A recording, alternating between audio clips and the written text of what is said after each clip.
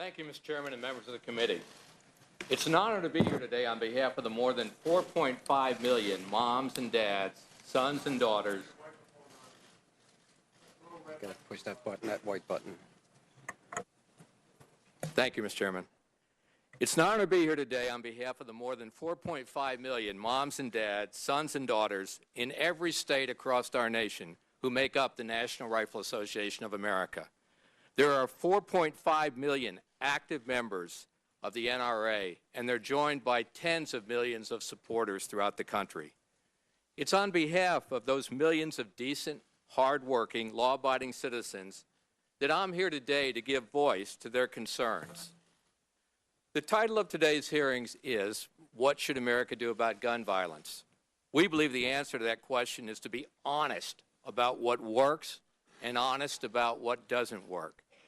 Teaching safe and responsible gun ownership works, and the NRA has a long and proud history of doing exactly that. Our Eddie Eagle Child Safety Program has taught 25 million young children that if they see a gun, they should do 4 things. Stop, don't touch it, leave the area, and call an adult. As a result of this and other private sector programs, fatal firearms accidents are at the lowest level in 100 years. The NRA has over 80,000 certified instructors who teach our military personnel, law enforcement officers, and hundreds of thousands of other American men and women how to safely use firearms. We do more and spend more than anyone else on teaching safe and responsible gun ownership. We join the nation in sorrow over the tragedy that occurred in Newtown, Connecticut. There is nothing more precious than our children, and we have no more sacred duty than to protect our children and to keep them safe. That's why we asked former Congressman and Undersecretary of Homeland Security Asa Hutchinson to bring in every available expert to develop a model school shield program, one that can be individually tailored to make our schools as safe as possible. It's time to throw an immediate blanket of security around our children. About a third of our schools right now have armed security already because it works, and that number is growing every day. Right now, state officials, local authorities, and school districts in 50 states are considering their own plans to protect children in schools. In addition, we need to enforce the thousands of gun laws already on the books. Prosecuting criminals who misuse firearms works. Unfortunately, we've seen a dramatic collapse in federal gun prosecutions in recent years. Overall, in 2011, federal firearms prosecutions per capita were down 35% from their peak in the previous administration.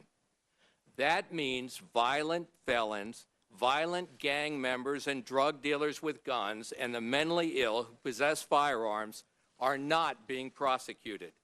And that is completely and totally unacceptable. And out of more than 76,000 firearms purchases supposedly denied by the federal instant check system, only 62 were referred for prosecution, and only 44 were actually prosecuted.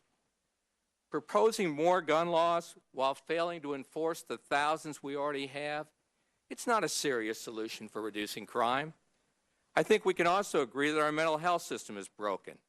We need to look at the full range of mental health issues, from early detection to treatment to civil commitment laws to privacy laws, that needlessly prevent mental health records from being included in the National Instant Check System. While we're ready to participate in a meaningful effort to solve these pressing problems, we must respectively, but honestly and firmly disagree with some members of the committee and many in the media and all the gun control groups on what will keep our kids and keep our streets safe. Law-abiding gun owners will not accept blame for the acts of violent or deranged criminals, nor do we believe that government should dictate what we can lawfully own and use to protect our families. As I said earlier, we need to be honest about what works and what does not work. Proposals that would only serve to burden the law-abiding have failed in the past, and they'll fail again in the future. Semi-automatic firearm technology has been around for 100 years. They're the most popular guns for hunting, target shooting, self-defense. Despite this fact, Congress banned the manufacture and sale of hundreds of semi-automatic firearms and magazines from 1994 to 2004. And independent studies, including one from the Clinton Justice Department, proved that it had no impact on lowering crime. And when it comes to background checks, let's be honest. Background checks will never be universal because criminals will never submit to them. There are a lot of things that can be done, and we ask you to join with us. The NRA is made up of millions of Americans who support what works. The immediate protection for all, not just some of our school children, is what's needed, and swift, certain punishment of criminals who misuse guns and fixing our mental health system. We love our families, we love our country, we believe in freedom, and we're the millions from all walks of life who take responsibility for our safety and protection as a God-given fundamental American right. Thank you.